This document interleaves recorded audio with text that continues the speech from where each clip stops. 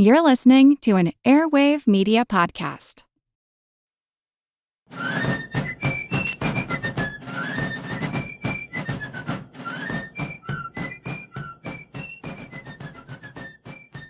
Hello, and thank you for joining this special edition of the American Revolution. I spoke with William Clark of the Gray History podcast. His podcast is doing a deep dive into the French Revolution. We discussed the relationship between France and America during the two revolutions and how that relationship developed over time. I recorded this podcast several months ago, and I've been neglectful about releasing it, so my apologies to Mr. Clark about that. However, we did have a good discussion, and I hope you enjoy it. Hello, everybody, and welcome to this special joint episode between the American Revolution podcast and Gray History, the French Revolution. My name is Will Clark, and I'm the host of Gray History, the French Revolution, and joining me today is Mike Troy of the American Revolution podcast. Mike, great to have you here. How are you going? Hi, Will. Thanks. It's a pleasure to be here. It's just something that we've been discussing for a while now, and obviously the French Revolution and the American Revolution happening relatively closely together. They're two periods of time, two tectonic events in history, and you inevitably get questions when you're talking about the French Revolution, about the American Revolution, and vice versa. So it's great to dive into some of those, and I know that both our listeners have sent in some questions today. I guess we'll get started with, why did France get involved in the revolution in the first place? Well, that's the million-dollar question, and I know that historians have debated this question for quite some time. I suppose from my perspective, if you want to understand why the French were eager to get involved in the American Revolutionary War, firstly through kind of covert and secret means by sending goods and supplies and money, and then a formal declaration of alliance later on, you need to look at the foreign minister of France at the time, a guy named Vergennes. Vergennes is quite an interesting character. He's kind of a combination of cautious and ambitious. When you look at his writings in 1776 and 1777, the thing that comes across to you in his justifications for France starting to become somewhat involved in the conflict through supplying goods secretly to the revolutionaries is a quite defensive stance. He's talking to his cabinet colleagues about the dangers of a short war, of a quick war, where either Britain wins or it loses, but then uses some of its military assets in the region to attack French colonial interests in the Caribbean. So at this point in time, Haiti and the like are French colonial possessions. You could kind of joke that after the 7 Years' War, these colonial possessions in the Caribbean are a combination of the jewel in the crown of the French colonial empire, as well as the only jewels left in the crown. At this point in time, Louisiana, Canada, parts of Africa, and its outposts in India have all been taken away from France. And so when you look at Vergennes' writings, he's essentially worried about the British using their resources that are already in the region to fight the revolutionaries to either capitalize on the armed forces they've already assembled, or alternatively to kind of make up for losses if the American revolutionaries are successful. And so from his point of view, he wants to kind of prolong the war and help the American revolutionaries. But what's fascinating about Vergennes' stance is that if you actually kind of dig into the detail a little bit, it actually looks like a very convenient truth that he's spinning. And actually, he might have quite different motivations for getting involved, because if it was really just about protecting French interests, well, then a declaration of neutrality might have helped that. If you actually start looking at Vergennes' personality and his perspective of the world, it becomes quite clear that he's one of these French diplomats that absolutely loathes England. He writes about it being a tyrannical empire, an empire ruled by pride and injustice. He actually says quite clearly that it's his duty to find a way to try to reduce the standing of the English. And here I think you start to find some more motivations. From Vergennes' point of view, America is the backbone of British colonial and then by association military and diplomatic power. It's the colonies that supply copious amounts of cheap raw material. They purchase manufactured goods from England. This commercial power then translates into military power, and the two of those things translate into diplomatic power. And so if he could dislodge the colonies, if he could help to dislodge the colonies from England, it would be a devastating blow to the English. It would rob them all at once of their commercial power and by association, their military power and their diplomatic power. And so when we're talking about French motivations for being involved in the conflict, there are many to discuss, but from the perspective of the Foreign Office, this is a man who saw an opportunity to deal a devastating strike against his opponents. I think that's true, although I'm not sure he knew where all this was going to go from the beginning, but he thought it'll probably help France and hurt Britain. I think you're right. Britain and France by this time were longtime historical enemies for a lot of reasons. I think both had claims on the other's countries. The kings claimed each other's countries. There was the whole Catholic-Protestant split. And of course, as you said, they're fighting over colonies all over the place. I went back and looked, and I counted about 40 years out of the previous 100 years before the war started that the two countries were at war. So they were at war almost half the time with each other. So these were two countries that were constantly butting heads. France is a larger country, has a larger population, has a larger army. Britain has a larger navy, which is giving its advantages overseas. But France, you're right, saw this, especially after losing North America in the 7 Years' War, as an opportunity to hit Britain, not necessarily to win anything, but to force Britain to spend a lot of money and resources that it didn't have on a rebellion in North America. My view has always kind of been that France did not really have a lot of respect for the colonies at the time. They really never thought they could win, but what they thought they could do is prolong this war for a really long time and just bleed Britain of resources so that Britain was generally weaker overall and, couldn't use the benefits of the colonies for a very long time while they were fighting and had to devote army and navy to North America, which meant that other colonies would be more vulnerable and that Britain certainly couldn't go on the offensive in other parts of its empire. Yeah, it's fascinating, the kind of geopolitical calculations that are happening. I suppose it's worth pointing out that from France's interests, the colonies and the continent are two very different things. And part of what France wants to do here in restoring its own diplomatic prestige is be able to assert influence over colonial Europe in a way that it wasn't able to do really after the disastrous 7 Years' War that had occurred in the couple of decades before. You mentioned that England and France were at war for extensive periods of time. This is actually a period of time that historians refer to as the Second 100 Years' War. If you think about where we're heading after the American Revolutionary War, well, then it's the French Revolutionary Wars and the Napoleonic Wars. And so these are two countries that are, really locked in a never-ending duel about which one will be the colonial masters of the world, really.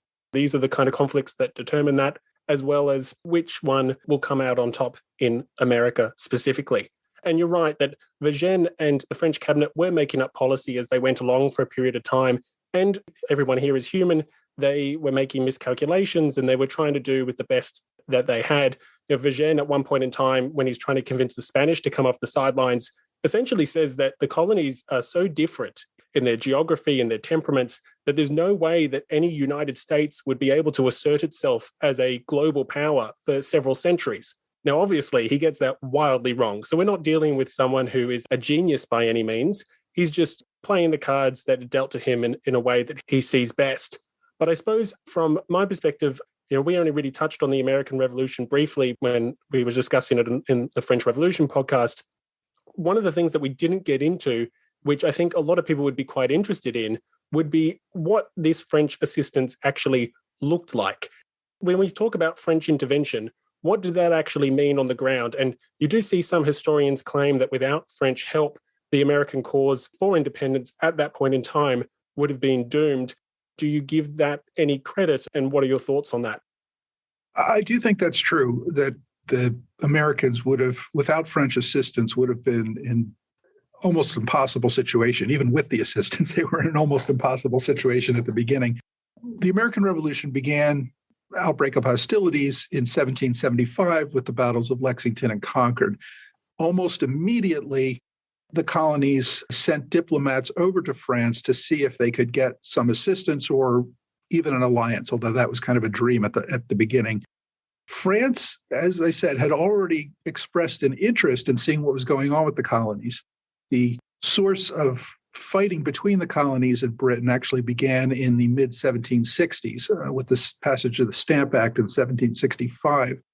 France actually sent an agent to the colonies in 1768 to kind of get a feel for how much this protest and division, the strength of feeling among the colonists, and whether this could be pushed into a bigger division between Britain and her colonies. They sent a man named Baron de Kalb, who many of American Revolution people will recognize as somebody who became a general in the Continental Army years later.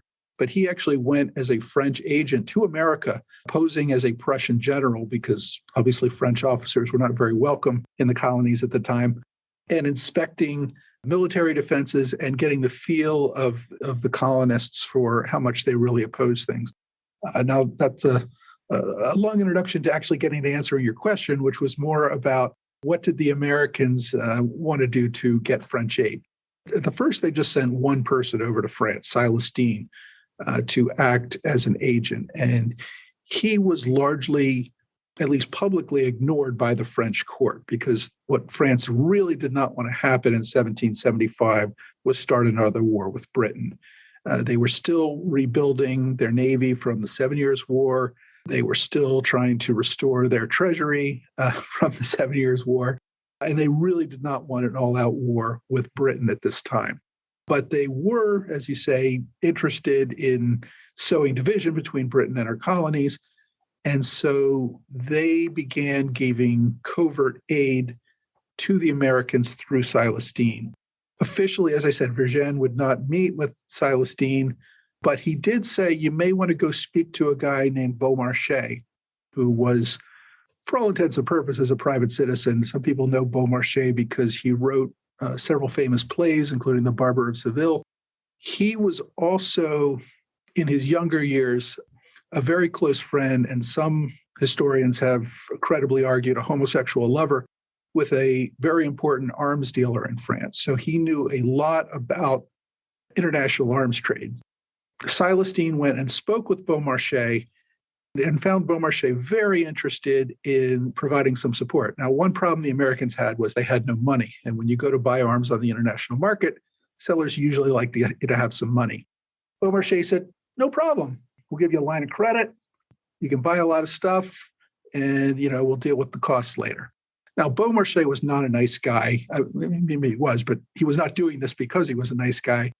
He was doing it because Vergennes had given Beaumarchais 1 million livres to use as covert aid to allow the Americans to buy arms on the European continent. Vergennes also went to the King of Spain and got them to pony up another 1 million livres. So the huge line of credit the Americans had came from the French and Spanish governments from the beginning, although they would not admit this publicly because doing so would have led them into a war with Britain, something they were trying to avoid. Obviously, over time, the British cotton on to the fact that what the French are doing in terms of helping to supply considerable amounts of gunpowder, of arms, of money, etc., to the revolutionary cause. And you have a scenario, one incident, where Lord Stormont, who's the English ambassador, confronts Vergennes. And essentially, he gives them, he's outraged. And he says, in the history of the world, there's no greater example of where, the rebels of a country have been aided by another nation that professes to be friendly, i.e. he's having a go at France for smiling and, shaking the hand of the British, but secretly arming the rebels. And Vergennes kind of goes, oh, well, there's nothing that we can do about smugglers. And Stormont replies, well, do smugglers use fleets? And it's very clear that the British know what the French are up to. And what I find amazing, like if you kind of get into the details of some of these supplies, I've seen statistics, and my understanding is that there's maybe a little bit of debate about them, but the proportion of gunpowder used by the revolutionaries in the first few years, it's an astronomical amount that either comes directly from France or through channels that the French have enabled through, this kind of backroom dealing that they had helped set up. It is a fair amount, and we don't even know the full extent of it because they obviously didn't keep written records on this stuff because they didn't want it to come out. Yeah, they gave a huge amount of aid to the Americans at the beginning. The Americans really started without an army at all. They had small militia units. People had their own private guns for the most part. A few colonies maybe had a few hundred muskets. There was almost no powder in North America because Britain had stopped selling it to the Americans a few years prior because they saw this coming. So without the aid of France and the covert shipments that were made, there wouldn't have been a whole lot to fight with in North America. One statistic that I stumbled across, which I found absolutely astonishing, was that in 1775, there was perhaps only one fully operational and sizable gunpowder mill in the whole of the colonies. It was in Pennsylvania. Fighting a war at the time without gunpowder was not exactly the most practical of endeavors. And so it just gives you a sense of just how really reliant the revolutionaries were on this foreign aid, and most notably from France. Are you able to maybe elaborate on not only the kind of the supplies, the physical supplies that the French gave, but also the French volunteers that came over? Because that is a topic of a lot of discussion, not only relating to, of course, the hero of two worlds, but other French volunteers as well in the Continental Army. In 1775 and 76, there weren't a lot of volunteers. It was mostly aid, and it made a big difference, but it was just equipment, and it wasn't even a whole lot. It was a few shiploads that we know about that came directly from France, and there were maybe a few more that came from French colonies in the Caribbean. But I mean, it was vital. I mean, when Washington took over the Continental Army at Boston in 1775, he found that he had enough gunpowder to provide 13 rounds of ammunition per man in the entire army, which would last you about 5 minutes in a battle. So, yeah, I mean, he was desperate for anything. I would also say that as part of this realpolitik of France, the enemy of my enemy is my friend, France's aid was kind of contingent on how well they saw the colonies were doing. When the British landed en masse in late 1776 and took over New York and almost destroyed the Continental Army, Silas Deane and Beaumarchais suddenly found all sorts of doors were being closed to them, that they were not able to get aid because it looked like Britain was on the verge of victory, and France did not want to get stuck with the accusation that they were aiding these rebels in a now ended war, so that Britain can now focus its wrath on France. After Washington came back and retook New Jersey in the battles of Trenton and Princeton, all of a sudden aid opened up again. And then a little later, aid seemed to wane again. And then we have the American victory at Saratoga, where an actual British army of thousands is actually captured by the Americans, which was, I think, the first time that had happened ever in the history of the British modern army. So France said, hey, well, there may really be something here. And it was really after news of Saratoga that France decided that it was maybe time to get involved in the war in a bigger way. And they knew that doing so would lead to a war with Britain. But by this point, we're 3 years into the war, and France has had time to build up its navy and other resources. And it would have liked another year, I think, but they decided they were ready at this point. One of the things that the French government was allowing and even encouraging was this idea of liberty and equality, celebrating that the Americans were fighting for this wonderful ideal, which, you know, when you're talking about an absolutist king, you wonder if that's really a good idea to be making that a popular thing for the masses to be talking about. They did it because they wanted to drum up French support for the war in America, because they thought, as you said, it was in their best interests to get this thing moving. So in 1778, we see quite a few French officers volunteering to go to America and fight. And of course, Lafayette is the most well-known. There were actually a couple who arrived before Lafayette. One of them, we don't even know really his background. His name was Matthias de Fermoy, and he claimed to have come from the West Indies, from a French, and he claimed to be a French officer, but nobody can find any records of him anywhere. So we think he was kind of a fraud that managed to get himself a brigadier generalship in the Continental Army based on these claims. And he was a pretty terrible officer. And there was another one, Prudhomme de Boer, who came over early. And these were both disappointments for the Americans. They thought they were horrible officers, and they're like, why do we want these French people leading us? Entered Lafayette, and he brought with him a shipload of other officers as well, some other generals, including Baron de Kalb, who I mentioned earlier, and said, here we are, we would all like to become generals in your army, please, and lead you. And Congress kind of looked at him and was like, thanks, but no thanks. So there was some real disagreement about whether these people were even going to join the Continental Army. Lafayette got in relatively quickly, even though he was 19 years old at the time, because Lafayette was richer than God and had all sorts of money. He actually bought the ship that brought these people over to America. He agreed to serve with no pay, and he would actually pay his aides, his lower officers that would serve as his aides de camp. So Continental Congress, who was always stuck for money, said, all right, sure. If it's not going to cost us anything, you can be a major general. Might as well at that point. It's a free option. Why not? Right. Well, they didn't give him a real command. He essentially served on George Washington's military staff, essentially as a colonel, even though he had the title of major general. The thinking behind this was that Lafayette was a very influential and important person within France because of his title and his wealth, and that he would be a key to securing greater aid from France going forward. So he was seen as vital to that. Now, some of the other generals were left cooling their heels for quite some time, including de Kalb. After a few months, they eventually decided to give a few of them commissions, and one or two of them actually got sent home. So it was kind of a less than enthusiastic greeting, shall we say. But those who did join, and I counted, 1, 2, 3, 4, 5, 6, 7 generals from France served as generals in the Continental Army. I'm sorry, they weren't generals when they were in France. Lafayette was actually a captain in France and got a major generalship in the Continental Army. But yeah, 7 of them did serve as generals in the Continental Army to varying degrees of success. Lafayette was is the most well-known and did succeed in quite a few battles. Johann de Kalb was quite successful, although he was killed about halfway through the war in the Battle of Camden. Some of the others kind of fizzled out. Thomas Conway, I guess, is one of the most famous. You might guess from the name Conway that he was not of French origin. He was an Irishman, but he did serve his life in the French army. He was the namesake of the Conway Cabal, which was an attempt to replace George Washington partway through the war with another American soldier.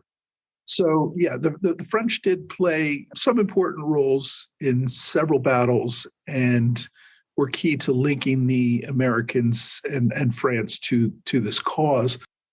They came for different reasons. Some of them came for reasons like Lafayette, who was just a young, enthusiastic supporter of liberty and equality, and America was the place where this was happening. And I think he also hoped to prove his military chops so that he could advance in the French army. And that was a common thing. It was not uncommon for officers in all European armies to go fight in another army during a war in order to improve their experience and show off their abilities, which would help with their promotions when they went back home. There is also an argument to be made that France, and this again is showing their lack of faith in the Americans, believed that there might be an opportunity to take over. One of the reasons de Kalb went with Lafayette was that he was there to see if there was a possibility that George Washington could be replaced as commander-in-chief by a French officer. There was a very top French officer who they thought might take over the army because the Americans had no experience in fighting warfare, and the French officers knew how to fight this. And at some point, the Americans would realize this and be willing to turn over command to the French leadership. Now, of course, once they got over and really talked to the Americans, they realized this was never going to happen. But that was kind of a hope at the beginning. And I think a lot of French leaders were also looking to see if this might eventually result in a return to France of Canada or Louisiana or some of the other territories that they had lost. And I think they also realized relatively early on that the Americans were not too excited about that idea either. And so they kind of gave up on that. And so they really focused more on just trying to bleed Britain in America while they fought with Britain in other parts of the world over other colonies.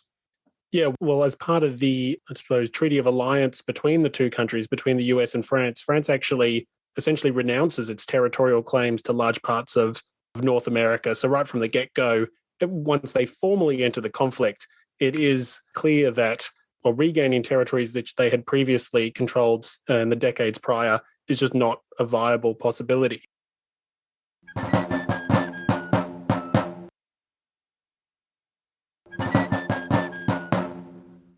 Are you able to elaborate, once the French are formally in the war, what French participation looks like? I know that the French are obviously a key player in certain battles like Yorktown and the like, but before that, we see action, or the French see action, not only on the mainland, but also there's some action in the Caribbean as well. You may be able to elaborate what French participation, once they're formally in the war, what that kind of looks like, and it's no longer just, secretive supplies of gunpowder and arms. Yeah, France and the U.S. signed a treaty of alliance in 1778. Britain declares war on France, and France is in the war at that point. Not a lot happens in America at that point. As I said, we have a few dozen French officers in the continent join the Continental Army. I mentioned 7 generals. There were also colonels, majors, captains. Beyond that, France sent a fleet to the West Indies, what we today call the Caribbean, and was looking to capture several British colonies, colonies that mostly Britain had taken from France in prior wars, and see if they could take a few others. So there was a fleet under Admiral d'Estaing that went to the Caribbean with the hopes of doing some things there. But they did not send an army to North America. D'Estaing's fleet did come up and fight. They attempted to engage in a joint action with the Americans to retake Rhode Island, which fell apart because a storm destroyed the French fleet, and they apparently just kind of left before the fight even began. They also engaged in a cooperative effort at the siege of Savannah in Georgia, which also did not go particularly well. The British withstood the siege, and the French went back to the Caribbean, and the Americans just kind of stayed in the western areas where the British couldn't reach them. It wasn't until 1780 that an army actually reached, a French army reached North America, and they arrived in Newport, Rhode Island, by which time the British had given up that area, and really sat there for a year and did nothing. The American army had almost completely fallen apart by 1780. After the winter of 79-80, Washington moved out of his winter quarters with about 2,000 men. The Americans had also lost 5,000 men when the British took Charleston, South Carolina, and they lost another couple thousand men at the Battle of Camden. The Americans were really on the ropes. And the French sent an army of about 7,500 men over. They had wanted to send more, but didn't have enough ships to bring them over. So France didn't really have its full army, and America had not much of any army at this point. Their hope was to capture New York, but until they had about triple the numbers that they currently had, they couldn't do much of anything. So France sat in Newport, the Americans sat in North Jersey, and they both kind of went back to their respective governments and said, more money, guns, ammunition, and we can get this thing going. What the French army in America did do, of course, was keep the British in New York. They didn't leave that city, or that region at least, for the next couple of years. There was an army in the South already by this time, and that's where all the major action was going. So the French army basically kept the Northern British Army just sitting there doing nothing. So they kind of kept that tamped down. All of this changed when the Southern Army, the British Southern Army, started really getting on the run and getting on the ropes. And we have General Cornwallis moving from the Carolinas up into Virginia, eventually ending up at Yorktown. Cornwallis had hoped to be rescued by the British fleet at Yorktown, but a French fleet prevented the British fleet from landing and left Cornwallis isolated there. Washington and the French generals saw their opportunity. They marched down from New York and New Jersey to Virginia, and they were able to capture Cornwallis, which effectively ended the war. But that was really the only major military action that involved cooperation of the French army and the Continental Army. Yeah, it is interesting. And you've also got the French army in places like Gibraltar and the like, which obviously, when we think of the American Revolutionary War, the last thing you're thinking about is the Mediterranean Sea. But there's a range of conflicts that the French are involved in elsewhere as well. But it's always fascinating when you look at the kind of multiple attempts to really get the French involved in the conflict. You mentioned, the kind of debacle that occurred in Rhode Island initially. It's, they just never seem to be able to find their moment. And then all of a sudden, Yorktown comes along, and not only is it their moment, but it's a decisive one at that. Yeah, a lot of it came down to luck and timing. But yeah, one of the other things France did, which was a great help to the Americans, was they brought Spain into the war in 1780. Spain never became an ally of the U.S. during the war. It was only an ally of France, and it came in primarily because it wanted to recover Gibraltar from Britain. And so it was getting French assistance with that endeavor, which never really panned out. But we see battles. The British Army especially is spread out all over the place fighting France and Spain now. There are major battles in Central America. We already talked about the Caribbean. There are major battles in what eventually became India between all three countries. So, and in the Mediterranean as well. So, yeah, it really is becoming a world war. It's one that Britain, without any allies, cannot afford to fight, and is really fighting defensively at this point. There was even a proposed invasion of Britain I think it was supposed to take place in 1779. Which was only called off because the combined fleet got a raging case of smallpox, and most of them died before anything could happen. So Britain really felt itself under threat, and they realized this early. In 1778, when they realized that France did enter the war, British officials were basically trying to minimize their losses at that point. They were not looking to win the war. They were looking to see how they could get out of this war losing as little as possible. So you see the Carlisle Commission going over to America at that point and essentially being ready to promise anything to the Americans short of complete independence to end the war. And the Americans were like, yeah, we would have liked that 3 years ago, but not today. Sorry.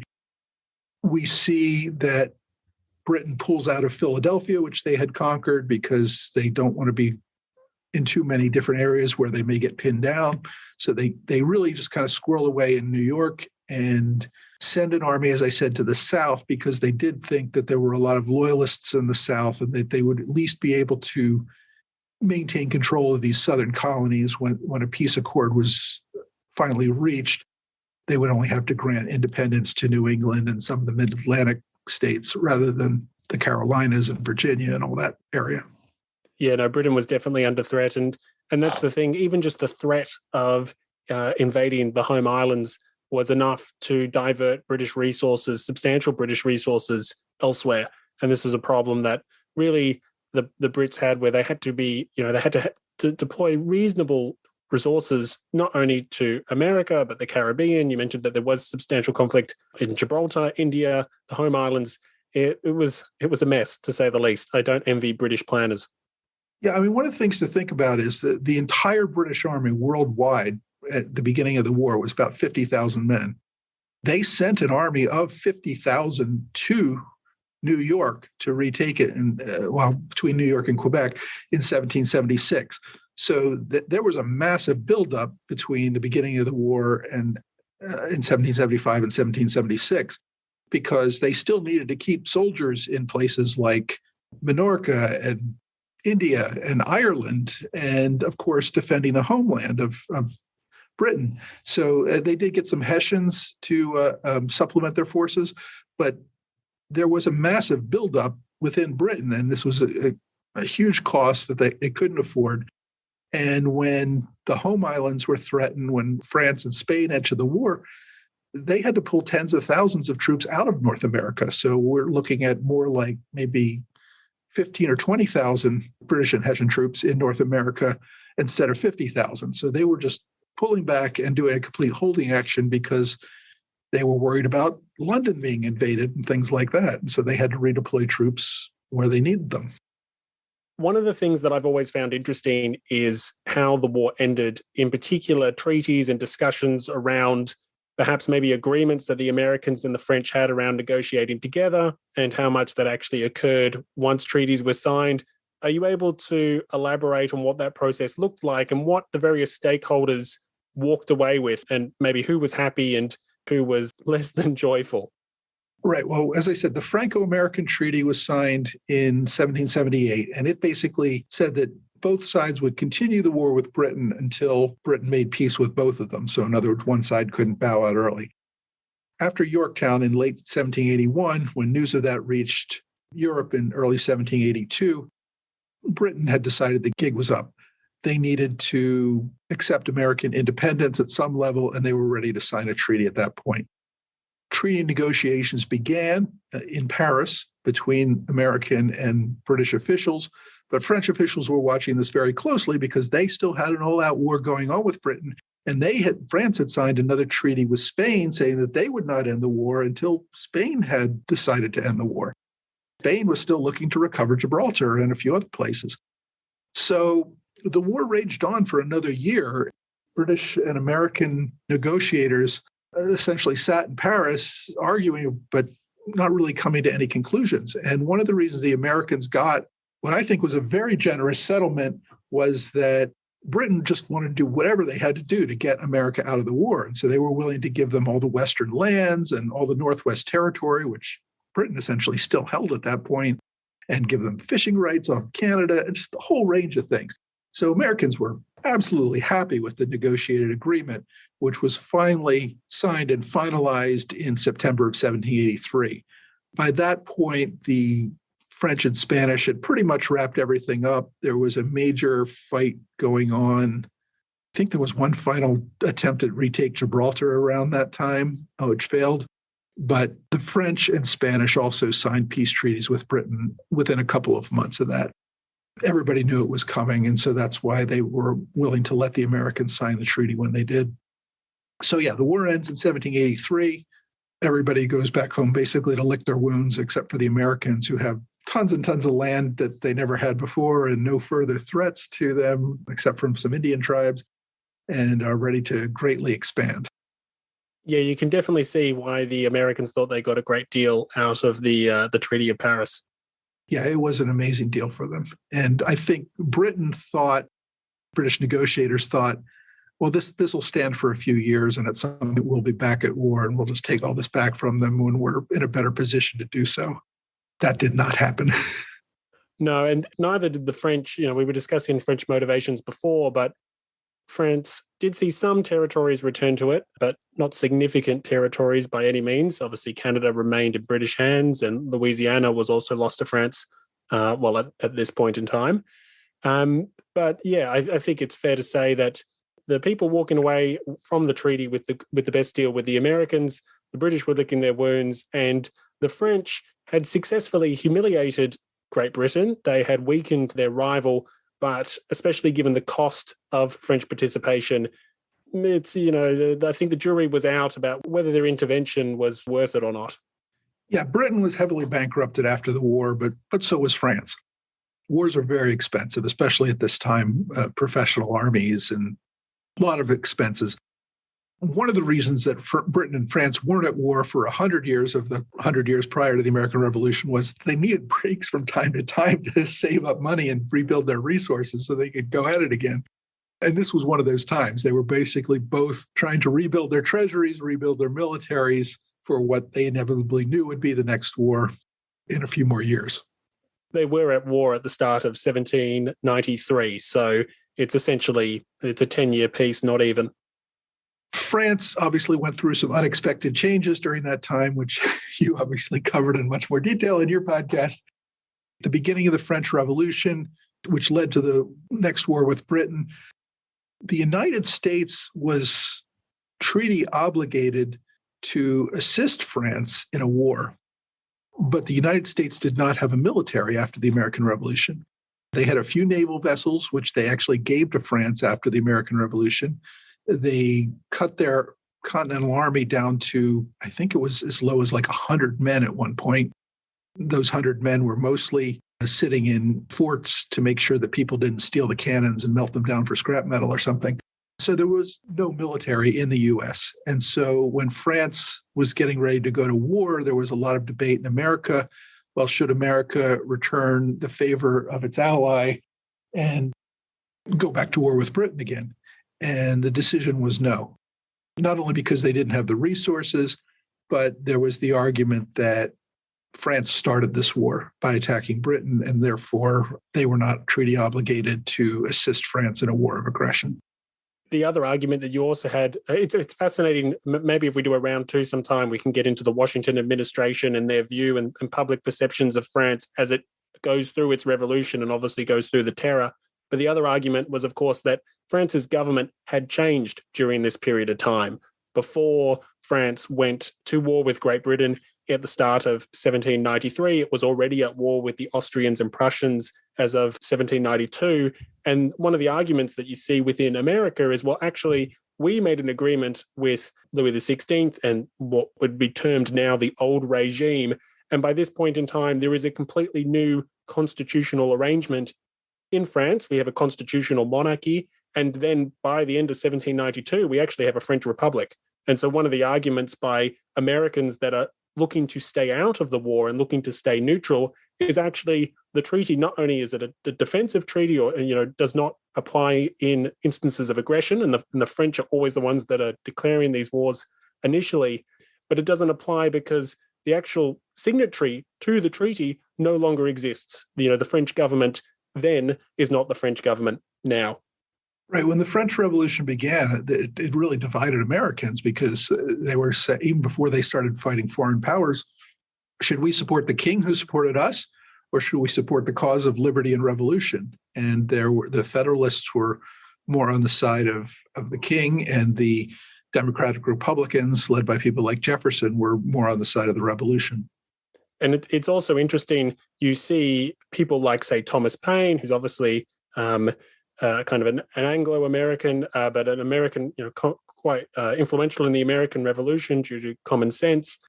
He is actually, at this point in time, or throughout the French Revolution, a member of France's Constitutional Convention. It has a slightly different name. It's called the National Convention. And while the National Convention is trialing King Louis XVI for crimes against the nation, Paine is quite forcefully making the argument that not only should the king not be executed, but he should be exiled, and exiled to America. And he elaborates, he kind of tries to lean on this alliance between France and America, and essentially says that, the Americans would love to have King Louis. They owe him a great deal of debt. It's interesting, you refer to the tensions within America, and even someone like Jefferson, he's actually on the ground in France when the revolution first kicks off. So he's in Paris when the Bastille falls in 1789. It's fascinating that he's really probably the most staunch defender of the revolution out of all the American founding fathers. But even him, by the time that you've had the terror occur, his enthusiasm for the revolution has waned substantially, and he is willing to defend parts of it, but other parts less so. And then there are many other American founding fathers that will really absolutely detest the revolution, especially by the time it radicalizes. I always joke that Morris, who's on the ground in Paris when the monarchy falls and the terror starts to kick off, he writes a lot about the weather because he doesn't want to write about politics, and he doesn't want to make comments, and he doesn't want to find himself in a diplomatic incident. So he's writing a fair bit about what the skies above Paris are doing because he doesn't want to talk about anything else. It really was a division for many Americans. They did feel a sense of gratitude to King Louis for everything he did to support them, but at the same time, they understood the interest of people to wanting to be free. And another thing was that, people might think, the Americans really hated the British after the war. That really wasn't the case. I mean, they obviously had their differences with the British government, but there was a really strong trading relationship between Britain and America that remained. There was, the cultural and language issues, which also helped. And when a war began, American merchants especially did not want to see that trade interrupted. So there was a sense of, yes, we want to be independent from Britain, but we don't necessarily want Britain to be our enemy. Well, I think also people overlook the fact that France and the American colonies had a long history of agitation and conflict prior to the American Revolutionary Wars. And, it's worth pointing out that in terms of whether the United States, obviously the United States will eventually find itself at war with England again, but it will actually find itself at war with France first. There's definitely a camp within America that is not as necessarily French-friendly as people might expect. Right. There had been a generational hostility to France when the Americans were British colonies, and there was some carryover of that. to use a more modern analogy, is kind of how we think of Russians because of our history. Even in the 90s, when we started becoming friendlier, there was still a sense of hostility and that sort of thing. I think you could make some sort of comparison between America and France in that sense. Our first almost war was the quasi-war with France that took place in the 1790s. It came over the fact that the French Directory demanded a bribe from American officials, and there was a whole diplomatic fuss over that. And America actually started preparing to go to war. They brought George Washington out of retirement, made him commander-in-chief of the new army. They started trying to build up the U.S. Army again after I said it had pretty much disappeared. And this was all with the expectation of going to war with France. Now, fortunately, things got resolved before it actually came to blows, but there was absolutely some hostility there. Yeah, it's always fascinating, the American-French relations at the time. Why don't you tell my viewers a little about your podcast? Yeah, so I run Grey History, the French Revolution, and essentially we are also chronologically going through one of the major revolutions of the 18th century. The premise behind Grey History is that history isn't black and white, there's ambiguity and there's nuance. And so what that means is as we're going through events in roughly chronological order, we're stopping to take the time of comparing and contrasting different points of view of witnesses, of participants, of historians, etc.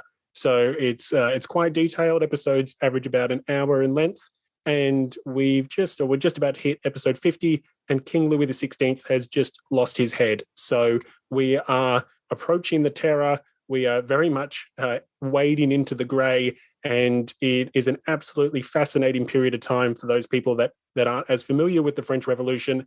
And if you want to understand really kind of how the kind of central ideologies of modern democracy and European history nowadays, the French Revolution is a great place to start.